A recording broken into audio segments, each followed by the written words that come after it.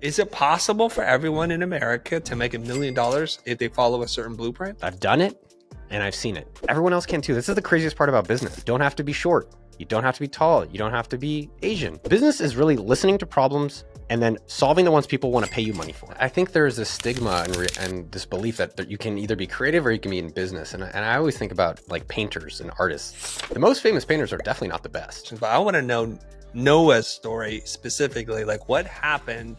Somebody came in the office, you're like, that's it, I'm done with this. Was there a moment like that where it became clear to kind of really personalize the story? I think I was afraid of who I could become. And I was afraid of ruining AppSumo. This is one of the things I think no one ever really hears about. You don't hear about all the things that failed. So Noah, I got to know you a lot better actually through somebody that used to work for you. His name is Amen, and that's not going to be a surprise. And the episode with Amen was like straight fire. He was just dropping gems. And if people haven't seen or listened to that, they need to check it out right now.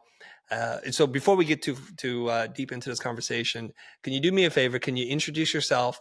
Tell us a little bit about who you are so there's some context, and I'm just going to jump right in. Well, I'm going to start off with what we started before the show. I'm dating a Latina who's amazing.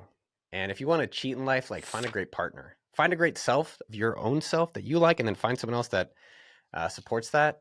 And that's been one of the biggest life upgrades I've had in the past decade. Who am I? That's always a funny question, right? Like, do you start with business? How do we start?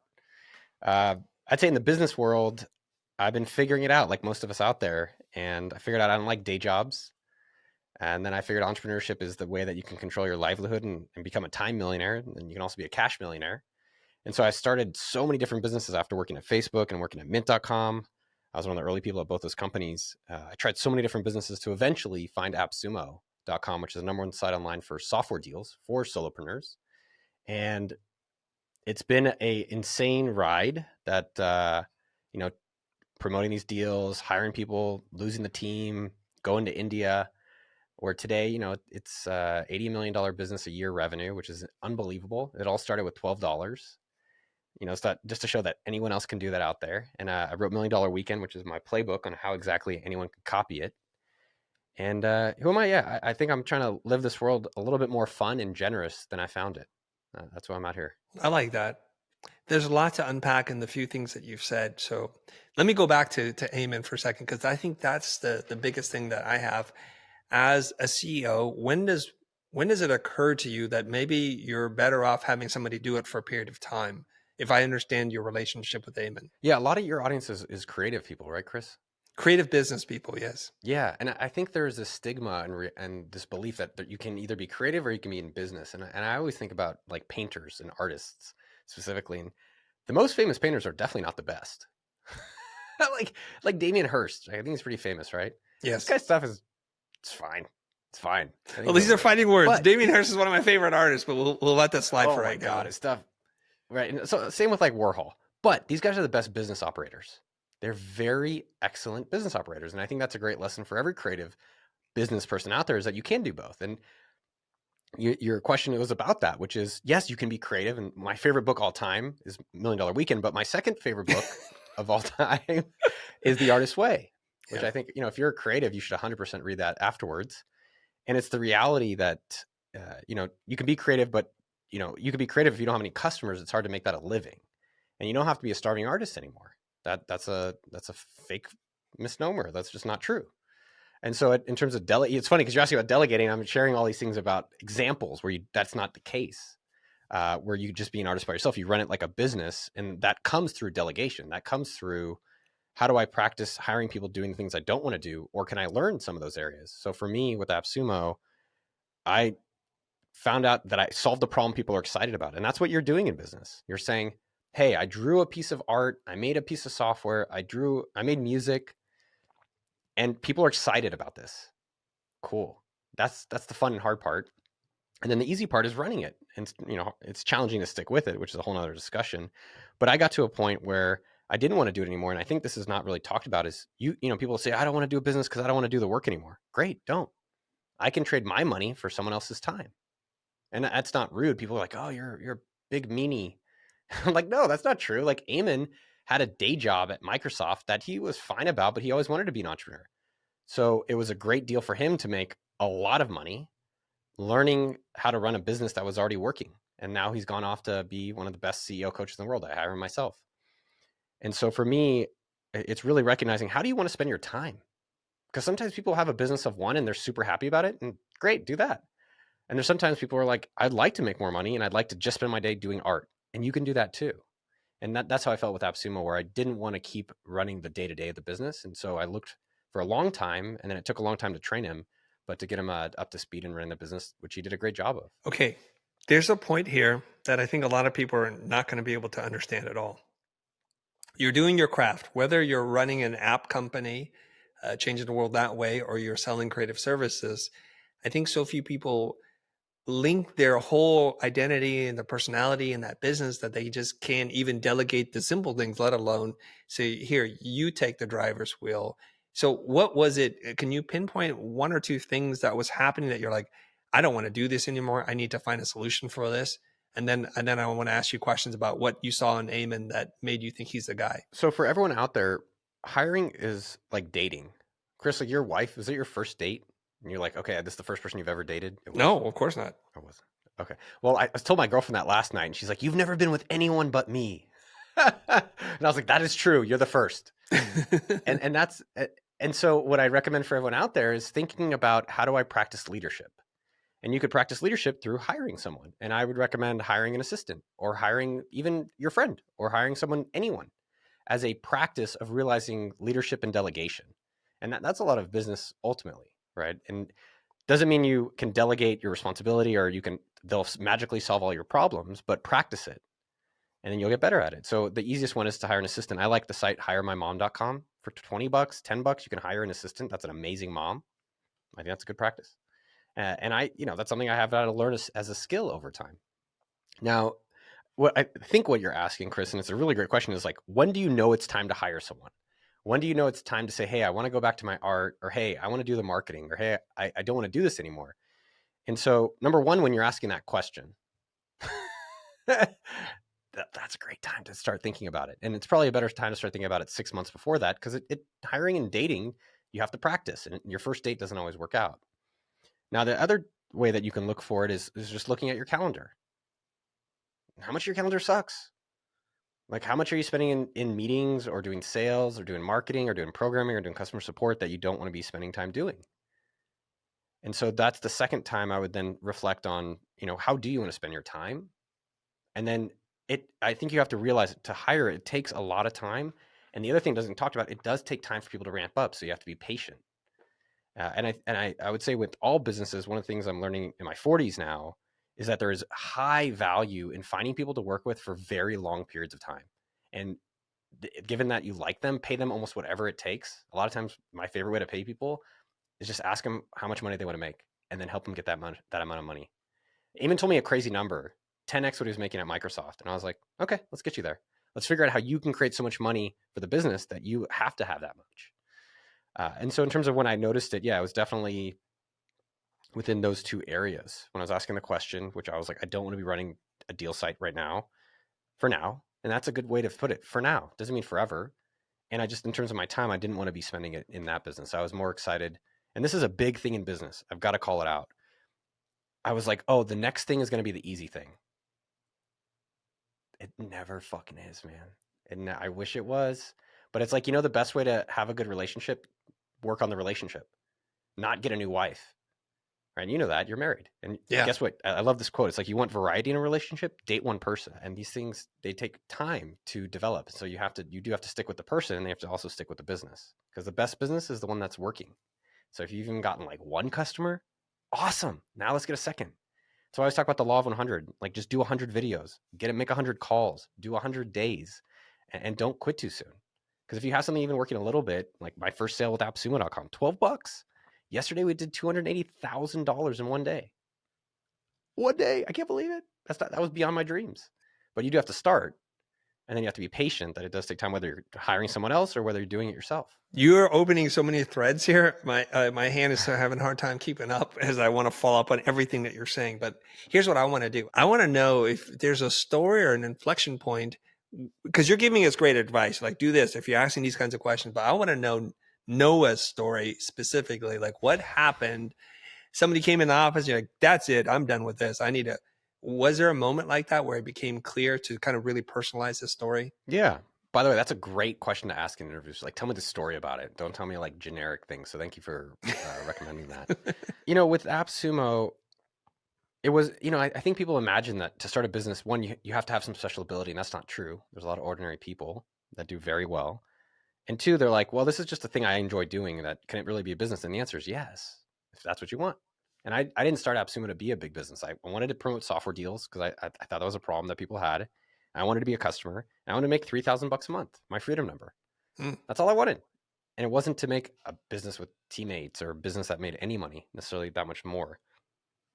And over time, though, there's a plateau in all of our lives. And so with AppSumo, after about 4 years, I was a little just frustrated with the business. I went to India. I walked around India alone for a month, grew a beard, did a lot of yoga. And really, it was, I think I was afraid of who I could become. And I was afraid of ruining AppSumo. And so I thought the best way to solve that was to get away from it and avoid the hard part. And I think that's kind of the message of my book and really my life for others is like, what's the hard thing we're avoiding? And it's not as hard as we think, and we can overcome it. And so I thought if I moved on to another project and avoided AppSumo and found someone safe to do it, they could do it better than I can because I couldn't do it. And then maybe this new thing will be easier for me. And so it took about a year to find Eamon. And this is one of the things I think no one ever really hears about. You don't hear about all the things that failed. The same thing is true for Eamon. Eamon applied for our marketing position at AppSumo, and we rejected him. You rejected him. Same when I applied at Mint.com to be their marketing director. They rejected me. And I think for a lot of people, they get rejected once and they give up. And just think about it like, okay, well, at least go twice. Give yourself the second chance. Who knows what the upside of an ask is? That's why I teach it. That's why one of the core things I teach people is like, how do you get better at asking? So Eamon applied for the marketing thing, and then we rejected him. And then this is the thing that really separated him. I asked a friend, Charlie, I said, who's a great person you think could be our CEO? That's an easy way to hire people with referrals. He said, this Eamon guy. I looked up my inbox, and Eamon actually made a video. Do you know about this? No, I don't. Tell me the story. I want to hear it. Oh, this video. It was like an AppSumo-esque, like our brand is very silly.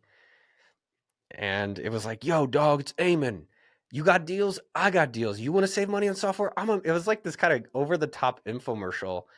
And it was just a little bit different than everyone else. And it showed that he was at least willing to work. I think a lot of people, you were like, even this chat, I'm telling you about things, but I'm not showing you things. So now talking about the story is showing it. And so I recalled that Eamon put in a little bit more effort. And then the way we like to hire at AppSumo is we test. So everyone starts as a contractor. So we tested him you have to get 2 deals in 2 weeks. And that's still something we do this day. And he got 2 deals in 2 weeks. And then it was like, all right, Eamon, you need to make $120,000 a month and don't mess it up. And we spent about a year ramping him up. That was like his Bible, his Quran, his Torah, like to make this $120,000. And it was really impressive. I have to give him a lot of credit with AppSumo. Most businesses are really simple. The ones that work are really simple. And I think people think they have to be complicated, but AppSumo is very simple. Find an awesome product, negotiate a price, send an email. And you just do that over and over and over. And find that for yourself. Find that in your own creative agency business. And Eamon executed that very well. And so for 2 years, he did that. And we went off to build sumo.com, which was email pop-ups. We thought that what we were noticing with AppSumo is we do these deals, and some of the deals would like bang, we'd make like 100,000, and some big deals would make 5,000.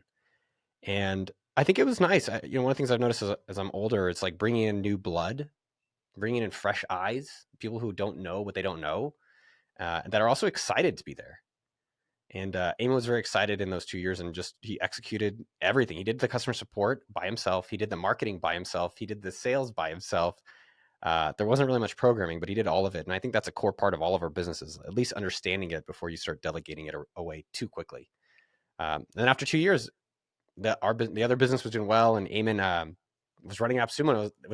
We were making enough money on our new product. They were like, Eamon, you could do whatever you want. And that's where things got unleashed. And we'll get into your early history and how seemingly you're unemployable, but we'll get to that later if there's time. So you find this company, AppSumo, you run it for 4 years. You hit a point in which you're like, I don't know if this is what I want to do. Maybe I'm not the best person to do this. you go on your walkabout to India. Why India of all places? What did that hold for you? Yeah. I felt at some point in AppSumo, I wasn't proud of the work we were doing. Like I didn't like the products we were promoting. And I think this is true for most people. You trade your 9 to 5 for a 5 to 9, meaning you do art or you do something creative because you like it. And then eventually you're not doing the thing you actually really liked. And for me, I liked promoting deals. I like being online. I like getting attention. I like helping. And I was doing less and less of that. And so if you look online, you look at the Beatles, who I love, and I loved, Steve Jobs. And it seemed like when they were at inflection points in their life, they went to India. It's true. So I was at a conference, in I think New Jersey, from this guy named Ryan Lee, and I was talking with my buddy Rob, and I was just like, I don't really like the work I'm doing. I don't like how I'm living, and I don't like my girlfriend. And I was like, maybe I need to go to India like my idols did. Yeah, now in retrospect, it seems like an avoidance strategy versus just dealing with things I didn't like work. I could have fixed that. Didn't like my girlfriend, could fix that. I could have actually just faced the problems, but I think a lot of times in life we do these things to realize that we can do them and we can overcome stuff that we're afraid of. So going to India for a month it's an interesting place. And shout out to all the Indian people out there. It's a really impressive culture and country, but definitely for myself was what I needed to realize that I could do these things. Mm. Okay, so you don't have to go to India. It's awesome if you can go to India, but that period for you to just think and be kind of unplugged, away, change your environment and scenery. Yeah, well, one, you can just go to an Indian restaurant. You can just go to an Indian restaurant. Like I had Indian food last night. And the other thing that's kind of crazy about that story was that the month I left, there was only 4 guys at AppSumo. Eamon wasn't there yet. Mm. It was the best month we've had in years. So the minute you leave, things get better? Is that what you're saying? Yeah. Well, I think sometimes we're holding on so tight to our relationship, or we're holding on so tight to our egos and our identities, or to like how things should be, and maybe letting go a little bit and seeing what happens when you let go, and letting the team and letting your friends or letting people around you support you or do their things. And Chad, Eric, and Anton they did amazing. So you got to the point, you're like, okay, I have perspective. I can't be this guy. Somebody else needs to do this. You said also to prevent you from becoming the person you're afraid of becoming. That's probably a whole different podcast there. Yeah. And this guy who submits for the marketing position, you're like, nah. But somebody's like, hey, your friend, I think Charlie says, hey, check out this Amen guy. You're like, wait a minute, I remember this guy. And so he makes that extra effort, and he tells you culturally, he's as goofy as the brand is. You're like, maybe I give this guy a shot. And he comes in, he starts doing the marketing stuff. You give him clear marching orders. And then it hits like 2 years after his initial period. Is that when it starts to blow up? No, I mean, it didn't blow up. Nothing. I think one of AppSumo's success is that we've had definitely inflection points, and there's been key moments, but we have compounded business time. And I don't think this is recognized enough, which it's like over and over and over again. We keep improving slowly year after year. And Eamon, I came from Silicon Valley, where Facebook, it's like, if you're not 1,000xing, you're a failure, even though, even 1xing is pretty damn good. And Eamon was much more slow and steady, which I do believe the phrase like easy come, easy go. So if it comes fast, it goes away fast, just like crypto. And I think that's true for business, where if you can like slow and steady, keep adding and adding up and up and up and up and up, it really compounds over time. And I'd say the other thing in terms of hiring other people, you can't pay for caring. You can't buy caring. So it's very hard to buy someone that cares about what you do. But if someone cares what you do, that is something really special. And I think we've done really well with that at AppSumo. A lot of the people are entrepreneurs or immigrants, or they're currently still entrepreneurs. I just had a meeting with Nick, who he's got a teeth whitening business called Perfect 10. I got to give him a shout out up in Dallas if you need teeth whitening. But he also runs our head of growth. And so Eamon really cared, and he was also a customer. I think those are important points where some customers think we just party all day, or it's like, no, we're pretty much working at a desk like this. That's like my day. I get a chat here, which I love, but a lot of it's work. And ideally it's great work that you like the part of what you're working on. And after 2 years though, Eamon, wow, that's like an Eamon tribute, because I do owe a lot to Eamon. There's a lot of amazing people in all of our lives. I think that's something to kind of recognize. And yeah, Eamon slowly started, and this is something where I think he really is better at than me, really slowly, how do we just keep improving what's working instead of doing new things? Like I was a new things guy. I think I've evolved from his influence, but he was like, this ad stuff is working. Like I started doing ads, and I got it to maybe I was doing about 1,000 a day when I left. And then by the time I came back as CEO, which is a story I'd like to share. It's kind of crazy. I think we got it up to like 100,000 a month. And then we did affiliate. They tried affiliate, and again, test it, then invest in it. He tried affiliate where they just manually with a spreadsheet gave people like Bitly links, and we're like, hey, see if this works. That worked. Like it actually, people were driving sales. Then we did iDev affiliate, which is like a cheap plugin. Then we did another thing, and now we use Impact, which is $120,000 a year. So what Eamon did really excellently is that he didn't try to fast grow it. He said, let's just slowly do 10% a year, give or take. And because you're not rushing, you can be more creative, and you're not forced to make money. And what are the things that are already working, and how do we just keep making it work better until there's no more left of it? And I think that's something everyone hears that stuff, but this way, and no one does it. And it's not a secret, right? There's no bullshit internet guru claiming there's some like massive, here's a creative sneaky thing. It's like, okay, you have something working. How much more of it are you doing? Let me give examples. Even today, we have video ambassadors. We sponsor video creators. We tested it last January. Now there's a team of 6 people recruiting, sponsoring video creators. We tested it, worked, now we doubled it. But that also means there's a lot of things that don't work. And I think too many people do so many things that don't work, which and things that are working, they're not fully maximizing. That makes a lot of sense. Okay, so slow and steady growth.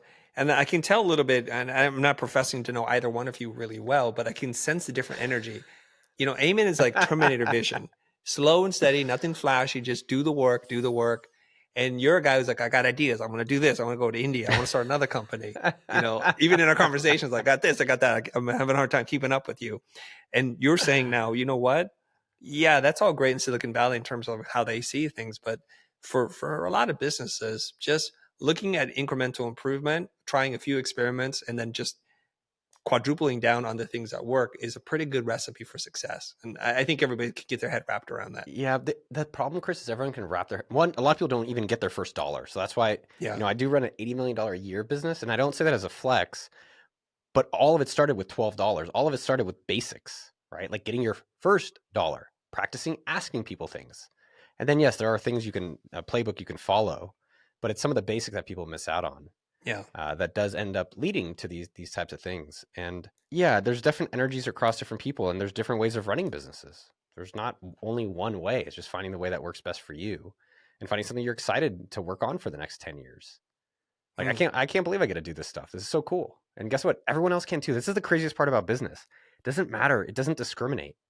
You don't have to be short. You don't have to be tall. You don't have to be Asian. You don't have to be anything.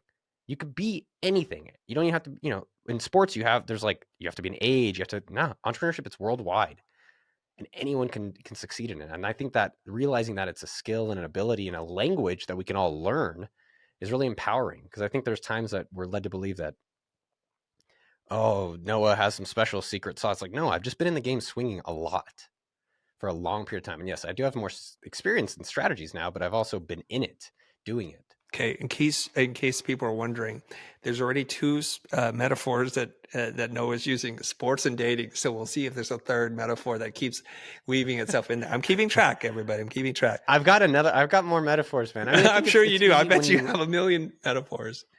So we'll just wait for the next one. Yeah. Let's do it, man. Different. Eamon was a different approach. And it was nice to have Eamon. This is kind of, I hate sharing it because it's, no one wants to hear champagne problems.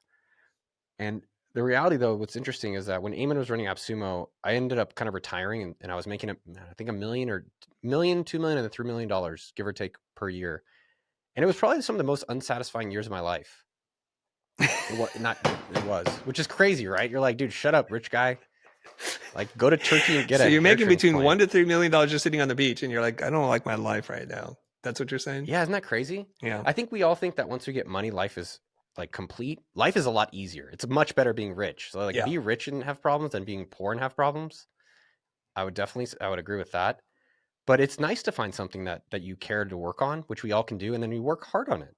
And that's the stuff we're proud of in life, and we all can do that. And Eamon, I guess we're fast forward, but Eamon quit one day. And I begged him not to quit. I was so afraid of what would happen if I had to do it myself. And that's, by the way, I share these stories not like he's rich, he's poor, whatever. He's super good looking, obviously, clearly, but ridiculously good looking. But what I share, and one of the messages that's to me so powerful is that ordinary people get rich, and we can all do this. We can all do these hard things. You don't have to be a millionaire. You could be a thousandaire. You could even have just weekend money or date money, and it's available to everyone. And I think there's a lot of messages out there about the complications and expensive courses and the complexity that's unnecessary in having success. And we just have to face ourselves. And that's what business is. Business is the best way to learn about yourself. I agree. You're speaking my language here. I want to follow up something that you mentioned that I find super fascinating. So you're like, okay, I realize maybe I'm not the best suited for this, or I need time to reflect and to kind of think about what I want to do with my life. You bring a guy in who first didn't qualify, but for whatever reason, you're like, let's give him a shot. There's something here. And you're like, test in the very AppSumo way, test, right? So you give very clear objectives, and this is important for all you entrepreneurs out there to say, like, here's what you're going to be measured against, go do this, and then watch him and then keep watching him. But the thing that I want to ask you about, which I think is a beautiful concept, which is ask people what they want to make and design a structure so that they can make it. And you said he's asking for like 10x what he used to make. And without getting into the specific numbers, unless you want to disclose that, how does one do that? Because that sounds like a great way to like bring the very best talent to your team. Can you break it down for me how you can structure something like that? The easiest way to think about how to get paid more is create more money. People call it value, right? But really it's money. So the way that Amen can approach it, and this is true for any role, right? If you're not getting paid enough and you're like, well, I'm not getting paid enough, you can do something about it. If you're in customer support making 50 and an engineer is making 250, you can do something about it. Now with Amen, he was running the entire AppSumo business by himself for the first year. And I think in year 2, we added a revenue, like a performance variable. I'm not going to share his numbers. He can share it. It's his private numbers. I'll share mine. Mm-hmm. But the idea was, hey, Noah, if I can get the business, I'm going to use an example, from 5 million to 10 million, that creates an extra $5 million. Right. And let's say the profit, that's revenue. Let's say profit's $1 million. So you're getting $1 million extra dollars. Like, it's pretty good. Like, you think I could get like 10,000 or 100,000 of that, like 10% or 5%, like 50,000? Yeah. And so think about it, value-based pricing. I think that's frankly in everything, just much easier than worried about the hourly or having negotiations on, well, this is what market rate is. Don't compete with the market, be the market. And so if you can make more money for any company, it's very easy to justify your worth. And now for me as a business operator, one of my most valuable things that I'm working is people sticking around for a while. I have different, like my YouTube team quit, had a guy quit last week. Transition costs are very pricey, very, very pricey. And so I regret not just doubling the salary for the YouTube team and just making it easy, like a no-brainer for them to stay. I definitely regret that. And that was with Amen, where it was like every year, how much you want to make? Okay, let's get you that number. And then it made it easy for him to want to succeed. Most people, I would say, are ambitious. Like most people want to be smart. So give them a destination. And that's what I learned from Zuckerberg. Give them one thing to do. Don't give them like, here's 10 KPIs. And what's the one you want me to do? And give them a timeline. Like, what you want to buy when? Okay. And ideally, what I think is necessary as well is like, what are the principles or boundaries that they should be playing the game by? All right. So with Amen, it was like, don't mess this up. Like you have, and his was, I believe, 411. So he had his goal, 120,000 a month. That was every month. And his formula, the boundaries that he could operate in were 411, which is 4 deals, 1 freebie, 1 AppSumo created product. Something around that. And that was a very easy playbook or operating. And then as you scale, it's more complicated, but you need principles to help make sure everyone can operate without you. That makes a lot of sense. Thanks for sharing that with us. So for him, and many people who are actually in sales, marketing, or running a company, the path for financial upside is pretty clear. They can literally have an impact on what the revenue is going to look like. What if you're in a position where you're hiring someone, but their connection to the revenue isn't as clear? How do you build a compensation package for them, or do you? So I'll share stories. I won't call out the people, but there's someone at AppSumo who says, I want to raise. And I was like, okay, why? Life's more expensive. I know. So it is for our customers too. We don't just get free money. We have to make sure that they're happy. And if they pay us, then we get more money. And so what are you doing so that we can give you more money? Well, I know, but I've been here. I know. That doesn't mean our customers are more happy with us. What have you done for them? Well, yeah. Oh, okay. Well, so let's brainstorm. What can you do that is creating wealth, meaning the customers come back, the customers are happier, the customers spend more, the customers refer more. And so getting closer to that is an easy way to justify your salary. And I do think with entrepreneurship, what doesn't get talked about, Chris, and you're kind of highlighting it, is whether as an employee or as an entrepreneur, you can really, as an entrepreneur, create unlimited upside. There's no limit to the amount of money you can make. And in some jobs, a lot of them, there is a limit to your upside. And doesn't mean you should quit that job. It means maybe start your own business or find out how do you have more upside in your current company. And so with this person at the company, one of the ways you can also do it is there's sites like pave.com or Radford or Carta, and you can get market comp suggestions or salary.com and just be like, well, in Austin, Texas, 50% of people are paid here. Here's why I'm paid 50%. It's like, I think that's just a kind of a weak way to get paid personally. Yeah. I think a cooler way to get paid is there's a few approaches, but I got this message from a different woman last week. We have a lot of amazing women at AppSumo. And she said, hey, Noah, we need to talk. That's like the worst message you can ever send someone at a company. I was like, well, there she goes. And she's one of my favorites. I love this person. She's so great.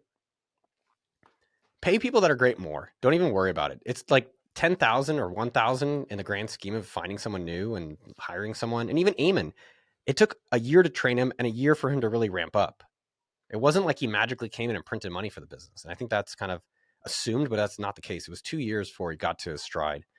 And so this woman, though, what she did, what I thought was so cool, I thought she was going to quit. I'm like, well, are you really quitting today? I really love you. Like, what can I do? And my philosophy in business, one, ask them for their salary, but two, be ahead of your people. Don't wait for them to tell you they're not making enough. That means you're not looking out for them. And when you get ahead of their salaries, they know that you're actually taking care of them. And so she did come to me and said, hey, I know we do raises twice a year. We do them in April and October. A lot of times if you do it, and when you're smaller, it doesn't matter, but otherwise it's just too inconsistent. Like business is good, give us more money. Business is down, you don't take salary away.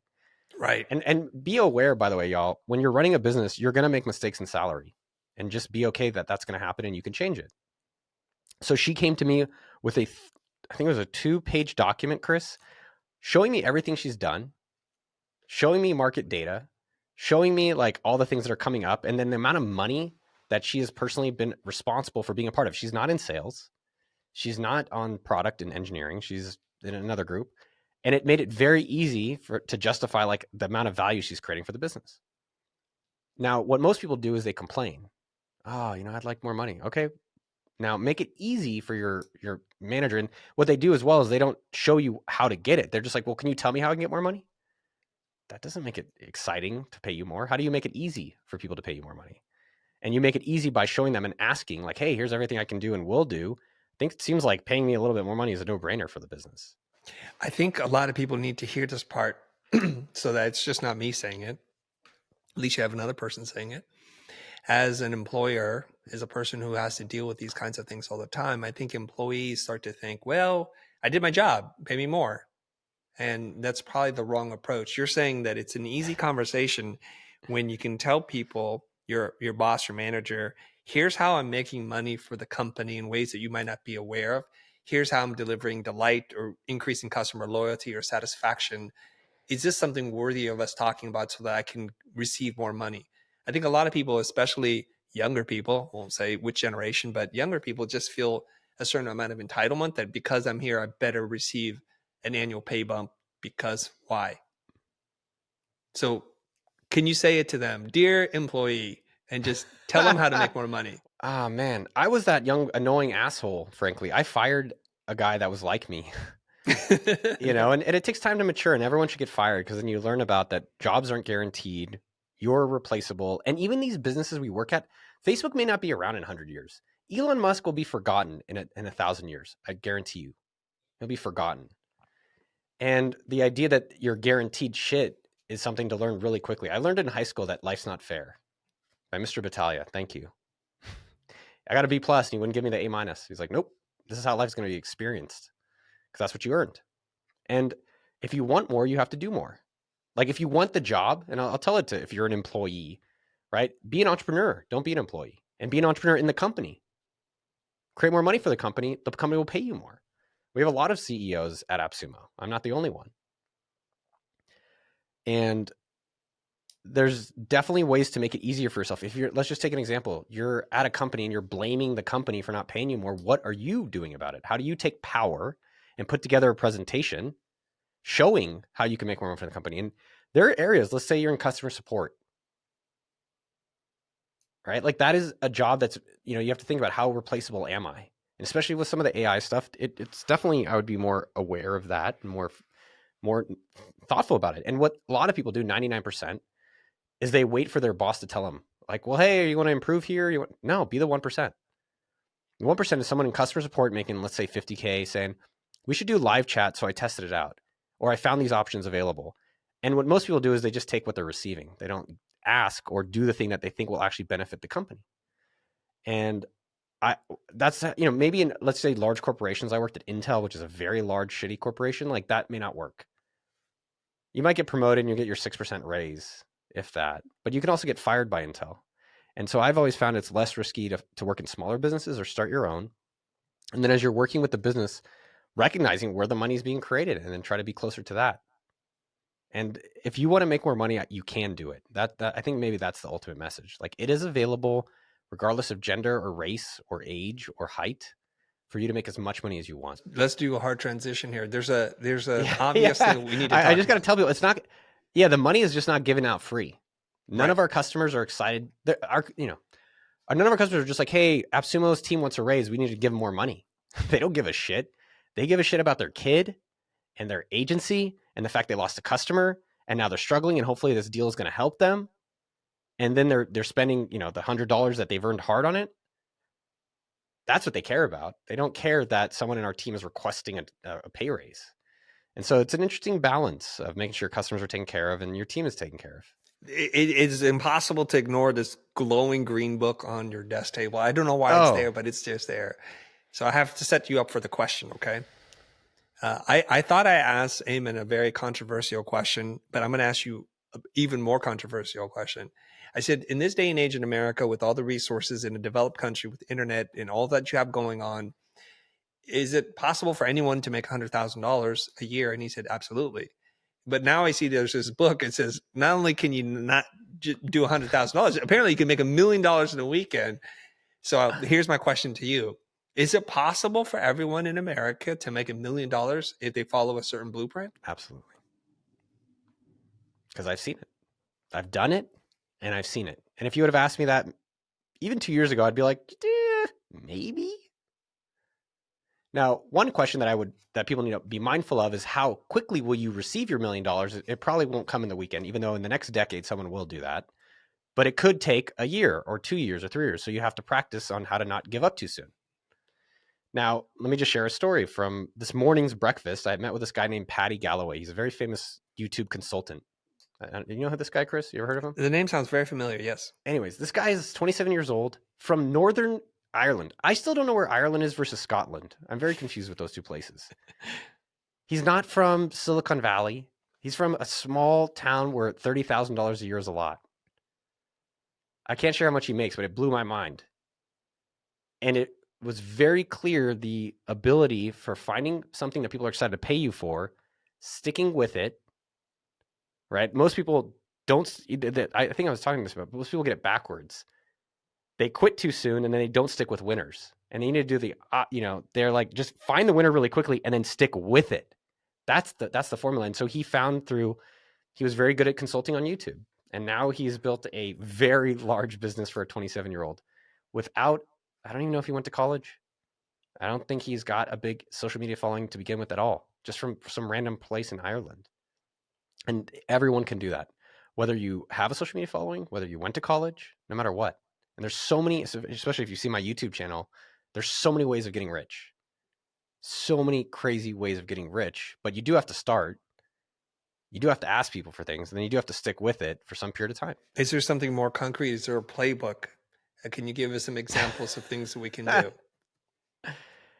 Yeah, let me walk you through more stories that'll tell the playbook. And obviously $1 Million Weekend, I shared the exact step by steps, and at the website, I have a lot of videos and things of that nature. But I've met people recently. One of them, her name is Mackenzie. And Mackenzie's, similar to most probably listeners, has a day job. She was working at Warby Parker, making 6 figures, but dreamed of being an entrepreneur. And, a lot of us don't have ideas or don't think we're ready or don't think we're qualified or don't realize that, yes, we can do it. You can do it. And she wanted to make connections for people. And so she sent an email to friends and family and said, hey, I want to do a greeting card business. Anyone want to buy greeting cards for me? People did. It was validated. Again, what's important is make sure you find something people actually want. You're not convincing them. You're not making them buy. Then all you do is stick with it. That's why I love the law of 100. Do 100 days, do 100 sales, do 100 posts, do 100 videos. And in her first year, she sold $50,000 worth of greeting cards. It's marymakery.com. I got to give her a shout out because I'm so proud of her. And that's, anyone else can do that too. Now, in terms of the playbook of, let's maybe break down some of these elements. There's really starting, building, and growing. And within 48 hours, which the reason I have a weekend is because I have, through tens of thousands of people, realize when you have a very limited time, you'll focus on what matters. And what matters is actually solving a problem people want. And if they don't want it, great, you get learning. And you can try again the next weekend.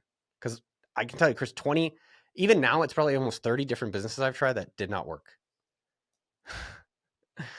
Right? You only need one hit in life to succeed in business, which is so cool. Just one, and that's it.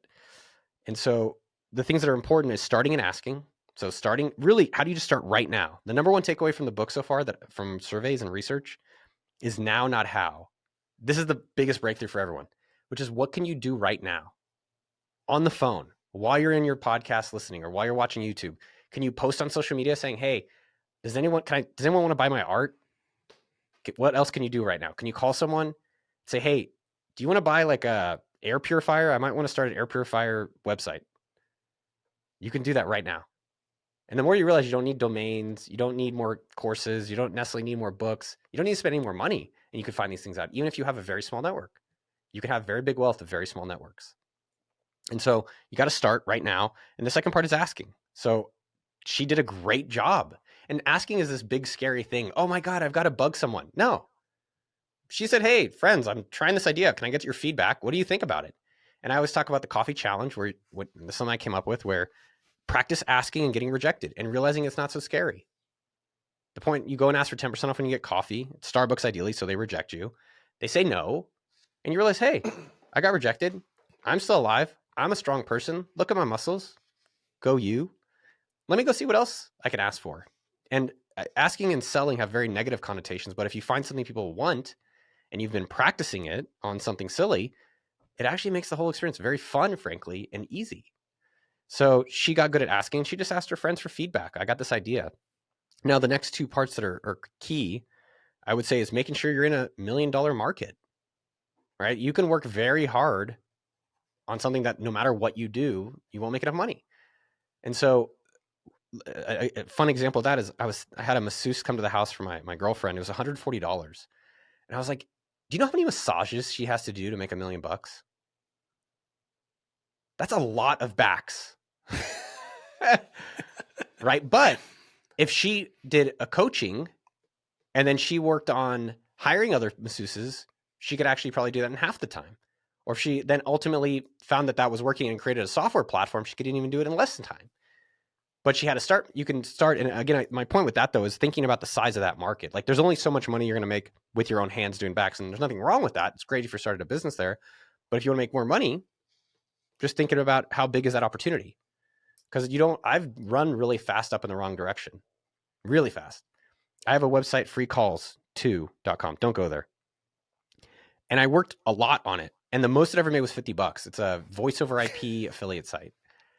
Right? It's like this shitty thing. But again, a lot of times in business, think about it as reps. It's like practice. You're practicing and practicing and practicing. And if it doesn't hit, that's okay, but you're still getting the reps in and you're learning something. And now, again, you have to make sure the ideas are in markets that at least are $1 million. And I've interviewed a lot of billionaires and I've worked for them. There's a lot of differences, but one of the key ones is they're working in $1 billion opportunities. Now, in terms of ideas, this is in the book and it's totally broken down, but how do I come up with an idea, Chris? I got no ideas. Or then you have this other problem, which is people are surprised about. I got too many ideas. All these are avoidance techniques, which I'm an expert in avoidance. That's where I went to India. I know avoidance. My therapist, I quit my therapist who said I avoided. And, in terms of ideas, I'll give you three ways to do it in 3 minutes very quickly. Anyone can do it.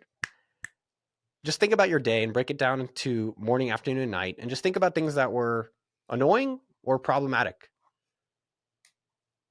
Like even today, like Chris, thinking about your day, like anything that took a long time, anything that bothered you, anything with your girl, anything that happened to you that was like, that was a little bit annoying. What do you think? What's the first thing that comes to mind? Shoot. Let's say breakfast. My day started a little early today, and I wasn't able to eat my protein shake this morning. How come you didn't wake up on time? Or how come you didn't wake up early enough? Social media. Last night or this morning?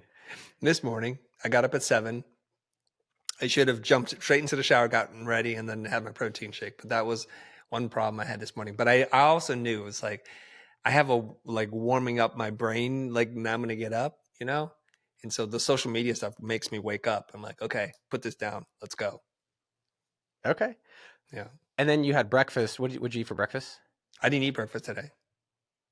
Okay, you wanted to eat a protein bar. What kind of protein bar? Or what kind of breakfast do you like? Yeah, usually a protein shake or protein bar to get my protein, because of that muscle that we've been talking about. Bro, you got them gains. This gain season coming. Okay. And then you got a girlfriend or wife. Yeah. Did you get her flowers? How's the relationship in the morning? Did you see her? Did you give her a kiss? Didn't see her. How'd it Haven't go? spoken to her. Is that normal? Depends on what day, yeah. Because of our schedules, yeah. Like she'll do yoga, she'll drop my kid off at school, and then we usually get together for lunch. Okay. So so let's just I know people are like, what the hell, what's going on here? Right? There was 3 businesses in what you just brought up. So every problem, inconvenience, annoyance is an opportunity. So first thing was you wake up and check your phone. Chris, would it be cool if every morning I had a report for you of the coolest shit on social media that I printed out for you or I emailed you that's customized for you? Again, that'd be pretty cool. To be clear, yeah. So let me back this up. I'm just telling the opportunities I heard. Now you check to make sure there's $1 million there, and then you follow through with validation and see if people actually want it. And I'm not going to build shit. I'm not going to spend a lot of time. I only got 48 hours. So one, social media is not bad, but maybe you want it curated. Maybe you want a customized newsletter that I make just for Christo. Maybe just for you. Second thing, we talked about your breakfast. Sounds like maybe there's an opportunity to make your breakfast even easier. Like, hey, Chris, like protein bars. Oh shit. Like what kind of protein bars do you eat? What kind of breakfast do you eat? How do you think about your breakfast? Is it a lot of energy thinking about your breakfast? How much do you spend on breakfast? Business is really listening to problems and then solving the ones people want to pay you money for. I know it's so complicated. And people are like, no, tell me the complicated stuff. I'm like, the complicated stuff is because people are selling you. And if you have a very limited time and you're not spending money, you can actually solve the thing that matters. Now, the third one is it sounds like your girlfriend. She's dropping your kid off at work. You're not seeing her in the mornings. Sounds like there's an opportunity to how do we improve your relationship? Sounds like you guys have a 10 out of 10 relationship, but maybe I can do flower delivery for you. Maybe I can have notes that you can write for your girlfriend. And I send you monthly notes that you can write, hey, have a great morning. I'll see you at lunch. Maybe there's a lunch delivery service. That's literally from like what, a 2-minute chat. And these, look, you could say, hey, none of these matter. But what I'd recommend is you can pre-sell anyone to see if they'd actually pay you. Like, so in these 3 ideas, is there anything right now today you'd feel comfortable giving me a deposit for on? You make it refundable. No worries. There's the ask right there. Oh, there it is. So we're asking, and we practiced it on a stupid ass coffee. So if I have to ask a friend that has a problem that I can help, do they mind supporting me on this endeavor?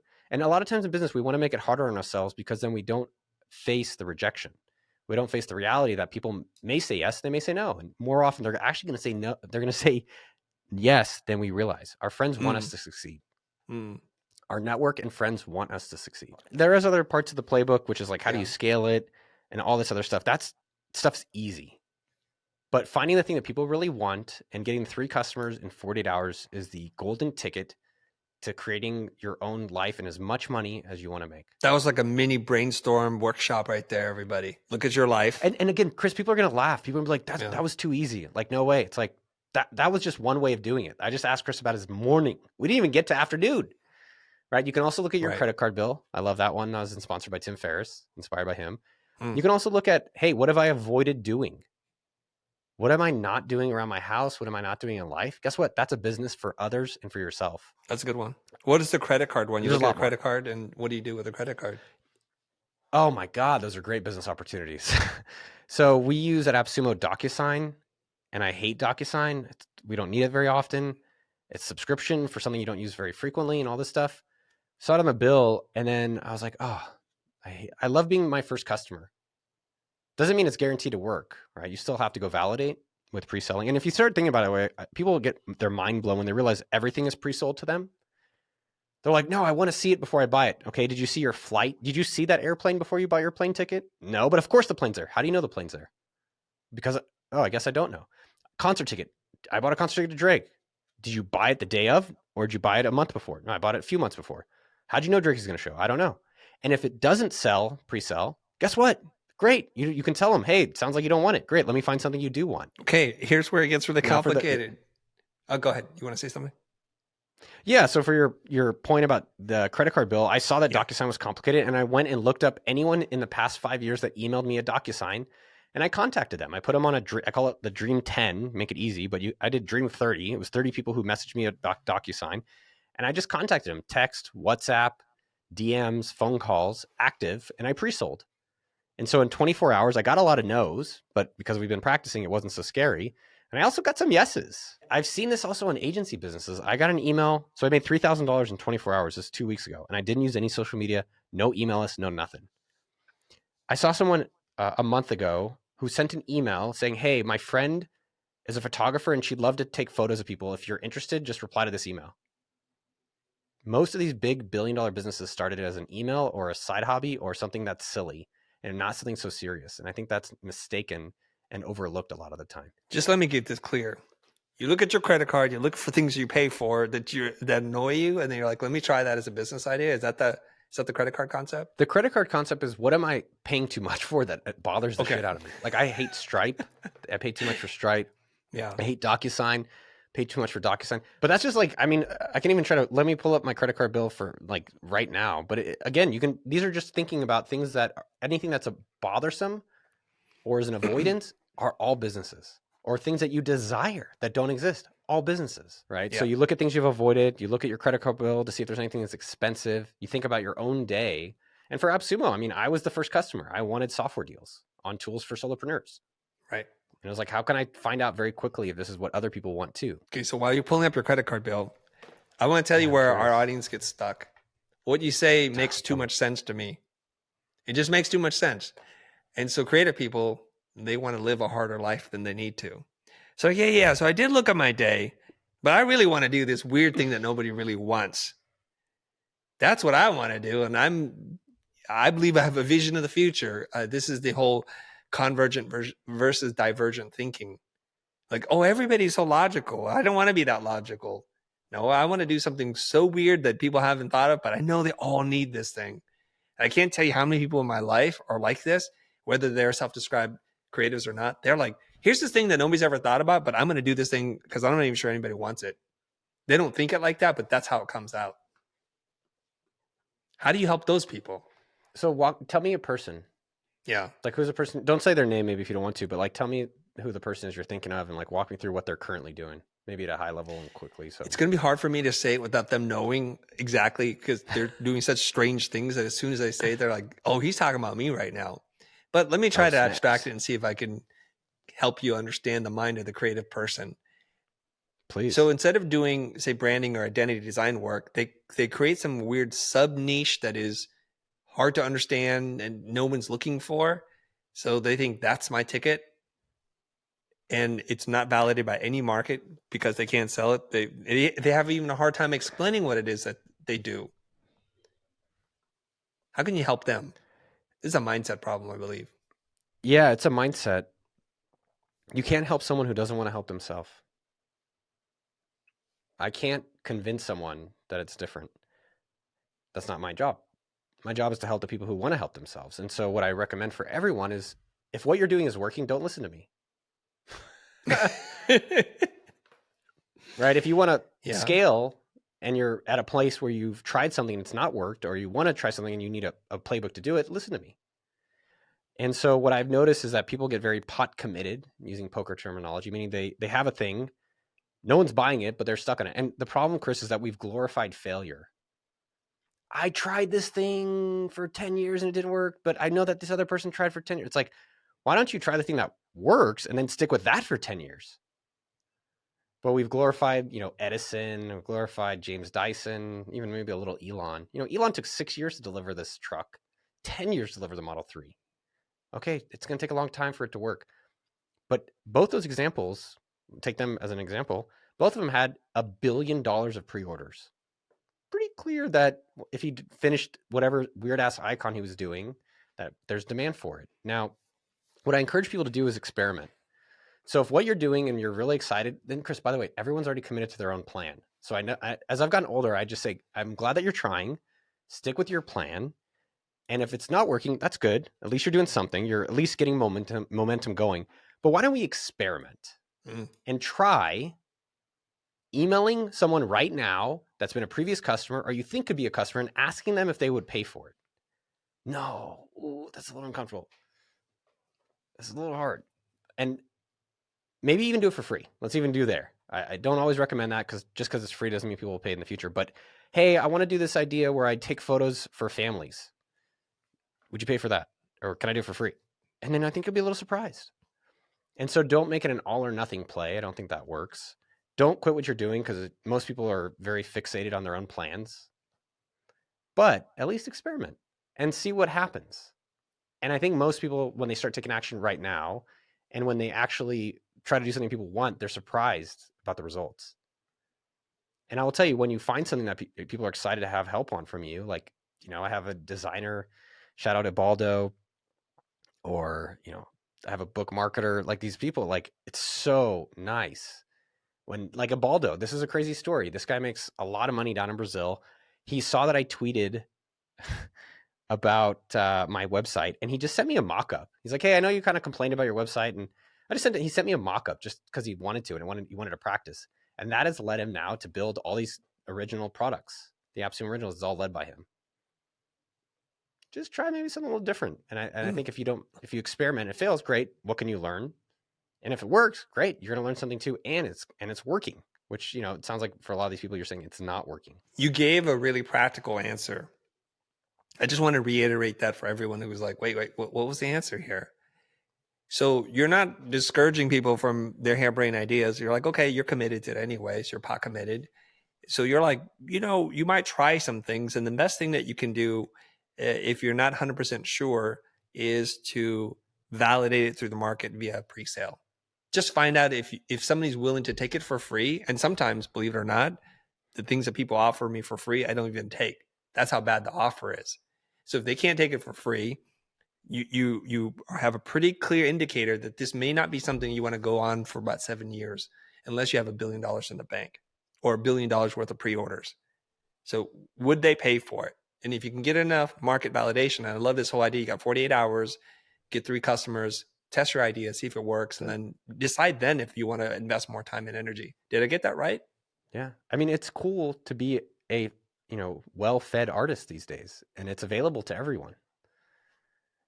Right. And I think there's a balance, and there's definitely this balance of life. Like, what do you want to do on this planet versus what this planet wants to reward people for?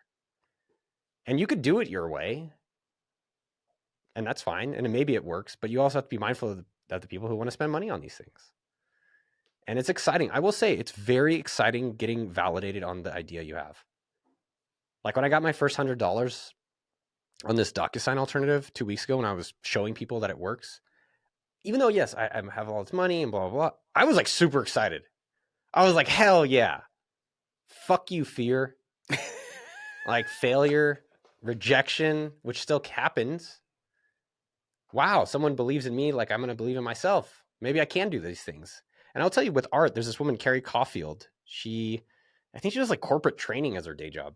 And she just loves being an artist. So she did the same thing, and I've seen her paintings. I told her I'll be our 5th customer. And she just asked her friends, and then she just posted her painting in her hair salon. And look, it's not going to make $1 million immediately, but it's like this practice of starting and doing and sticking with it that over some time, what's the difference between Carrie Caulfield and Andy Warhol? Not much. Andy just found an area of art that worked for him, and then he did it in a very extended period of time. And I think that's the reality for everyone out there with art, so specifically, and designers and people like that. There may be a few more differences, but I don't want to get into an art debate with you. Because there's nuances. Yeah, there's definitely nuances. Because you touched on two of my favorite artists, but we'll get into that later. So whatever happened to Mackenzie? Yeah, whatever happened to Mackenzie? You said that she did $50,000 in her first year. Do we have a status update with her? Like this greeting card business? That was last year. Oh, it was last year. That was last year. Yeah. But what's crazy, and this is a common trap, is what we talked about earlier. It's this plateau, and she's like, she just got to 50,000, which is unbelievable. Right. And now she said, "Hey, I want to do a new business." Uh-oh. Exactly what you were telling me, what you're asking me about earlier. And she said, "Hey, no, I want to do this new business where I design people's presentations." I said, "Oh, that's interesting." And again, I'm not here to judge. Right. I'm just here to ask questions. Okay, how come you want to do that? It seems easier. Okay, so this one's easier, but you have nothing on it. This one, you've already done 50,000. You have momentum on it. What makes you think it'll be easier? Okay. How do we experiment doing the thing that's working? And this other thing that you want to do, like keep that on the side and not put so much pressure to move ship. You have something working. Either do it yourself or find someone else to do it. And again, she was very excited to do her Google Slides presentation design consulting firm. Oh, it's so much easier. And a lot of times the best experiences are learned, not through a book. You're not going to learn. You can only learn to cook so well reading. You have to be in the kitchen. That was a third metaphor. I promised you I'd get to 3. I got more at that. You got me there. And your publicist is saying, did you tell people not to buy a book when you're about to launch your book? You know what? My job is not to sell the book necessarily. My job is to be proud of what I created, make sure it's something people want, which I validated this book on. And then ultimately, like I've done it time and time again, so I feel like it works. And then people like Mackenzie have gotten it to work. Doesn't mean there's not going to be problems along the way. And then there's a guy named Pat who got it to work, and Jake who's gotten it to work, and Rico has gotten it to work, and LG has gotten it to work. And I know it works. That's why I feel confident, because I see it. And with Mackenzie, if she wants to go do this other thing, I'm going to be there to support her. And ideally, I'm like, do this consulting thing fast so you can come back to the thing that's working. And as I've gotten older, coming back to the acumen principle, the best business is the one that works. I'm going to call it the acumen principle from now on. So you just keep doing it over and over and over and over. And the more boring your success is, that means it's working. So don't get bored of the success. Embrace it, or find some way to enjoy it, or find someone else who will. I suspect Mackenzie's a creative person, and doing the same thing month after month, year after year is the kind of her definition of hell. This is why creative people have all kinds of problems. Things are working. I don't want to do it anymore. I want to do something different. So you want to run away from money and success. Is that what you're saying? And that's the plight that most creative people suffer from. That's a human problem. Is it? Yeah, that's why we don't, I don't know if I already said this, but that's why we don't watch the same Netflix movie over and over. Like, how many times do you watch the same Netflix show? Not often, but there are some movies I watch like a lot on repeat. What's an example? Like The Matrix, Blade Runner, Dune. That's a pretty good one. But yeah, in general, we're looking for another movie. Watch. Yeah. But the majority of your consumption of content is probably new stuff. You're not watching the same YouTube video that really helped you over and over and over again. But that's also really interesting about, all right, well, how do we apply that in our own business? How can you maybe twist it up a bit? How can maybe, hey, what parts of the business do you actually want to spend all day doing? Because the reality, Chris, is for everyone out there, if you reflect on your life, there's something that you have stuck with. What was it about that worked? Teeth brushing, easy example. And you're like, well, I like my teeth smelling good. You got to do twice a day, by the way. You're not doing twice, it's gross. Why do you do it twice a day? I don't know, because I did it in the mornings and I like smelling my teeth. And okay, well, what about that can we copy for your business? Well, my business, I really like making for Mary Makery, her website. I just like making the cards. I don't want fulfillment. Awesome. Fuck fulfillment.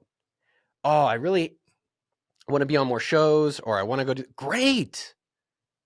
That's just coming back to the original question. Okay, let's just spend that all freaking week doing that. And you could find someone to do fulfillment. You could find someone to do your website design. And the thing that was crazy looking at her website, as coming back on it, is that I can tell she's not focused on it. Because there's so much cool opportunities that I can tell she's not thinking about it every day. She's thinking about all these other things.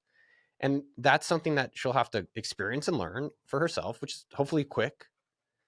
And then I do think she'll come back and be like, wow, look, Hallmark and American greeting cards are like worth 9 figures or 10-figure businesses. Greeting card can be a giant business. And by the way, it doesn't have to be a fucking giant business. It could be enough to her to make grocery money. It could be enough to her to be a thousandaire or for her to live whatever life she wants. And I just find if you find something people are excited about, figure a way that you can make it sustainable. Like I aim for 10 years. And when you think in that time span, one, if it fails right away, you're also kind of okay. You're like, shit, it didn't work. That's okay. I'm doing it for 10 years. Like right now, my YouTube channel is pretty fucked. Like a lot of people quit and we're testing people out and all this stuff. But I'm think, you know what? I'm going to do this 10 years. It's okay if 1 month's not perfect. And for herself, I think when she dials into that business, it's like, wow, there's a lot more things I could fix on this website. I think it's lost its new car smell appeal, and now they want to get a new car. But I'm going to mix metaphors with you. If you're in a home and metaphor. you get bored of the home, you don't just tear the home down and move. You give a new coat of paint, you rearrange the furniture, you put some plants, you change the decor, you upgrade your furniture, and that's how you add value to your home. You do the landscaping stuff, and you might add an extension or something, or an ADU. You might do that, right? That's more the metaphor. Like you have a business idea, it's working, don't abandon it. Just like a relationship, if you have a good woman or a good man, like you're not trying to break it up. You're like, how do I get more of this? How do I go deeper with this? All right, I need to leave the house. Like go on vacation for a weekend. You come back and you're like, damn. Like, I don't know. I love my house. I'm here every day thinking like, I can't believe I get to live here. And that's how it can be for your work as well. Like why spend like, I don't know, at least half your life doing something you don't like? That seems crazy to me. I'm glad you brought the dating thing back, because you said something at the beginning of the podcast. I'm like, what? If you want more variety, date one person.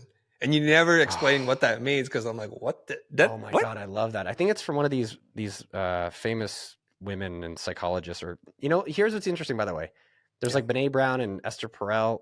They're the most famous, but are they actually even the best psychologists? No, they're the best business marketers of psychology. Same thing for all creatives. It's another example of it. They're very good. But just to show another example, right? Just because you're good doesn't, and again, it depends on what you're trying to optimize for. I think that's a great question. Now, in terms of variety, if you ever go on dates, like I was single 2 years ago and I was dating a lot. And I think what's important to think about is what is my goal? What do I really want? And how does my behavior align to that goal? So I wanted to be in a relationship. I wanted to be married and have kids and all that stuff, but I was just hooking up and like doing dumb dating stuff.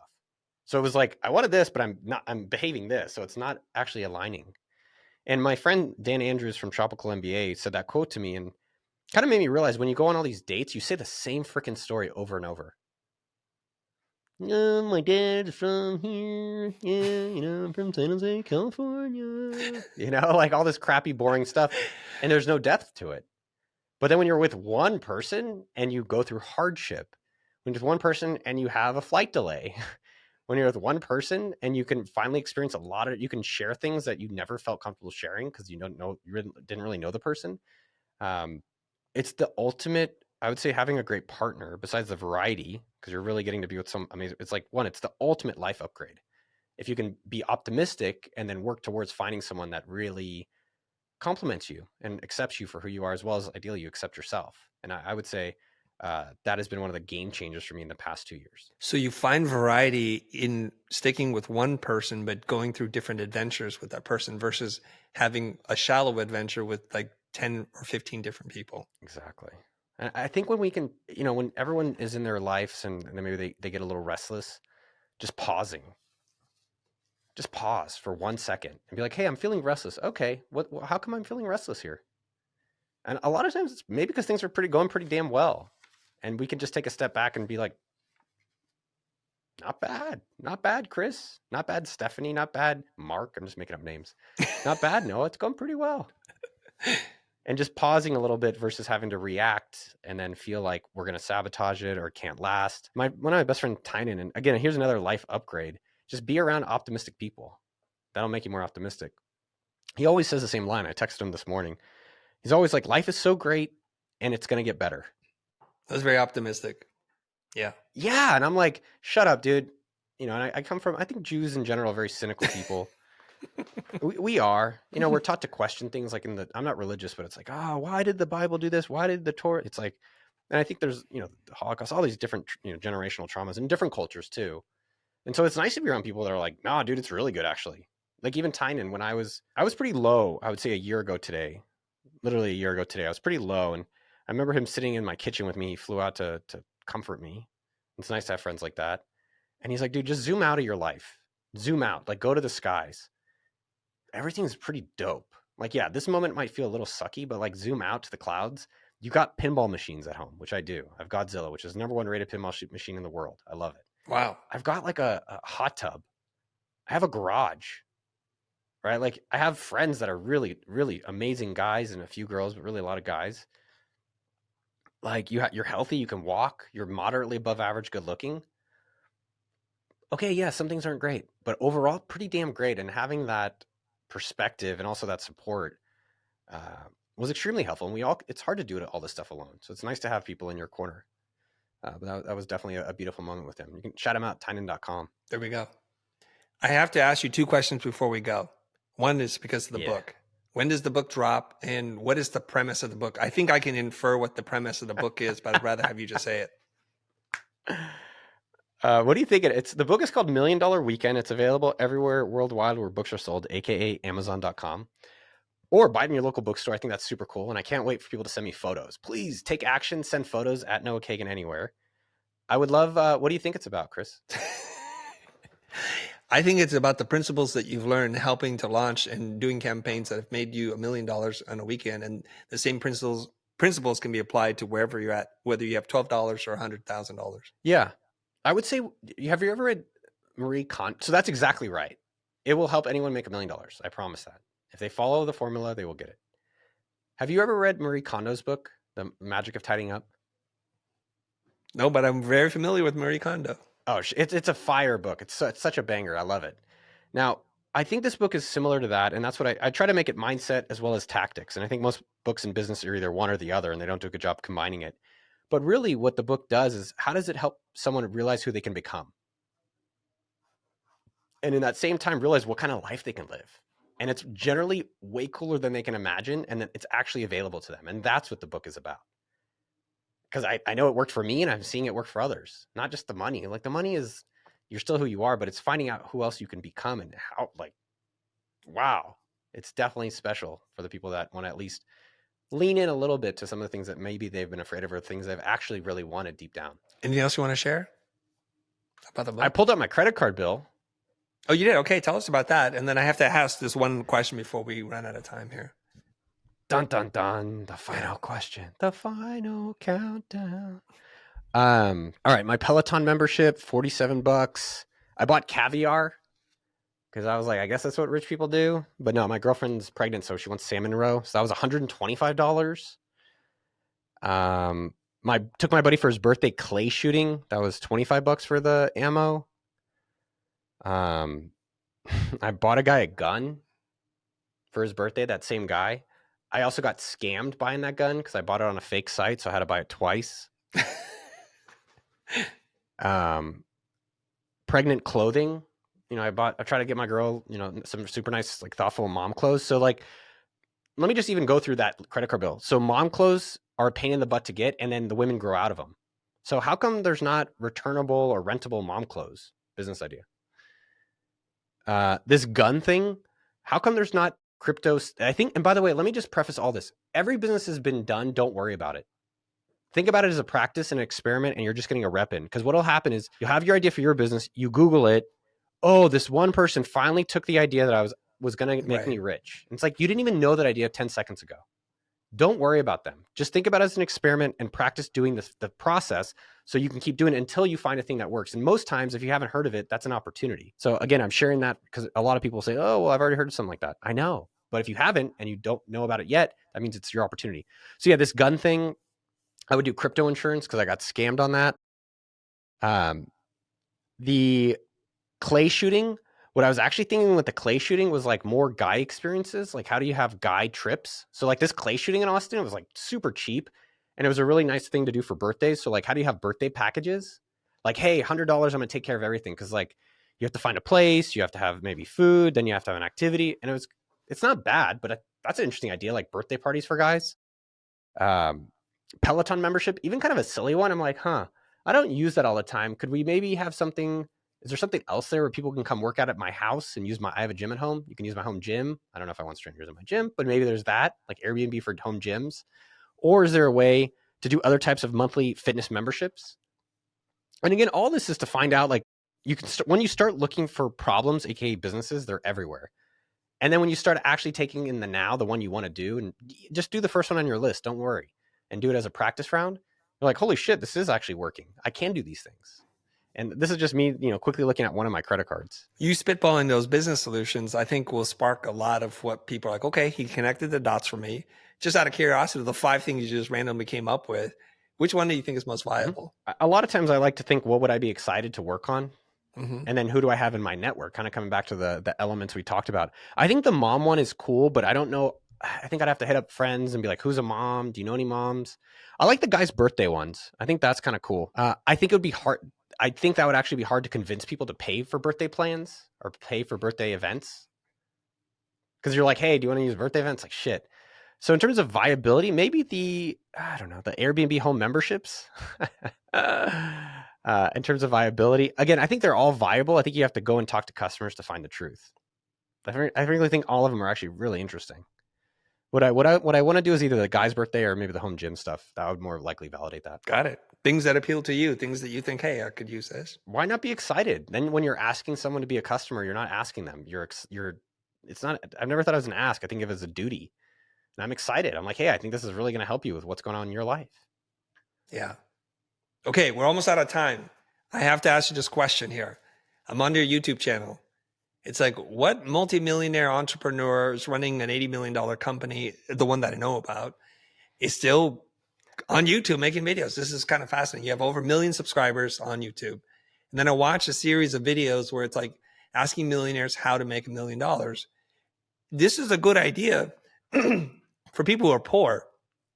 Like there's a guy on the street that's just curious, but you're a millionaire yourself. I'm rich. Yeah, exactly. Yeah. So what's the hook? Yeah, and I don't see rich like as a rude thing. It's just like I'm literally a multimillionaire, which my safety lately has become more of a concern for our family. I think what's interesting about a lot of these YouTubers is this is a business opportunity, and it still blows my mind. On YouTube, you can make up any title you want. And I think there's so many fraudsters out there and hucksters and charlatans. It's unbelievable. Like, oh, I'm worth $100 million. From what? Oh, you have a cool business? Where? It's so full of shit. It's unbelievable. It drives me crazy, literally. Now, in terms of YouTube for myself, I've been doing content online since 2000, before you were born, Chris. I know you're older than that. I like it. I like it. I love it. I love getting attention. I love my ego getting juiced. I love helping people. I love replying to comments. I like being creative. It's fun. It helps AppSumo with my branding out there. People are like, who's this Noah Kagan guy? I kind of tell him I like him. And then I talk about AppSumo, and then they go over to the website and check out AppSumo. Now, in terms of some of the content we've done, it was, Law of 100, which is like we tried a lot of content stuck with 100 pieces. And finally, towards the end of that, one of the videos did really well, which is this knocking on doors, asking millionaires how they got paid $1 million. Advice for you and me. I think the thing for content in general out there is for us to think about, what is our unique thing that others can't copy? Because now there's a lot of kids being like, hey, knock on doors, and most of the videos are fake. They're very fake. I think a few I've seen are actually legit. Because when you knock on someone's door, they don't want to answer. And when you're saying yours are legit. Yeah, you see me get rejected a lot. That's part of the fun of the video. Except in Newport Beach, those people were extremely friendly when I knocked on their doors. I like doing it. I think what I've noticed with YouTube specifically, you have to get started today with whatever platform. Only do one platform. If you want to win on social, win one. Everyone's trying to win many. Just do one. Well, I want to do both. Fine, don't win. It's okay. I don't care. Doesn't change my life. I just found that if I only did YouTube, it worked really well. And after YouTube and our system of doing these videos was working consistently, then we now start doing, maybe some Twitter and some of these other stuff. And then think about, as you're doing it, what's the unique thing for you? Like, no one else can be Chris Doe. Right. And there's a lot of videos now where it's like, let's do a podcast video, which is fine. But how do you make yours unique? But you have to get started and get it going, and then evolve to that place. But I think people will spend so much time trying to prepare to be ready for that. But it's really getting it going, seeing if there's any validation on it. Like, I put out my first video with my phone. I'm not selling these people like expensive courses or, I don't know, super expensive books. It's like, yeah, this book it's a cool thing that I'm proud of. I wish I had, and I could share it. The other thing I would say with YouTube, my last video has 12,000 views. So when you're working on someone else's platform, they're controlling your audience. So get an email list, ConvertKit. I use SendFox. You can use MailChimp. Have an email list so you can communicate directly with your audience. Because now with YouTube, I'm at their mercy to have to make content to be able to talk to the people that I've earned their attention over the past few years. So my goal, Chris, is to be around here for the next 10 years on this YouTube stuff. I like it. I want to do it for the next 10 years. So the fact that we're having a little bit of complications internally where people quit and we're trying out these new people and there's, it's not clean. Just being patient and not, being more optimistic that, we're going to fix it. If not, it's okay. We're doing this for a while. My guest has been Noah Kagan. He's the CEO and founder of AppSumo, which I love, by the way, because who doesn't like a deal on software and things that you use? Oftentimes when I miss out on the deal, I'm like, God, I pay more for less right now, which is ridiculous. So that's clearly a value delivery vehicle for whoever is able to grab these deals. But his book, by the time you hear this podcast or see this, it'll have dropped. It's called $1 Million Weekend. He's given us a lot of really practical things for me to think about. And I'm just saying this as a person who teaches and coaches other people. I'm taking things from this conversation and we want to turn around and say, hey, what are things are you trying to avoid or your clients trying to avoid? Those are business opportunities for you. I mean, there are many more nuggets from the episode and you'll have to watch the entire thing if you want to grab it all. You may be like me and filled up 2 pages of notes here. That's what I've done. Wow. No, it's been a pleasure talking to you. Thank you for doing this with us. Thank you for being you and doing your work, man.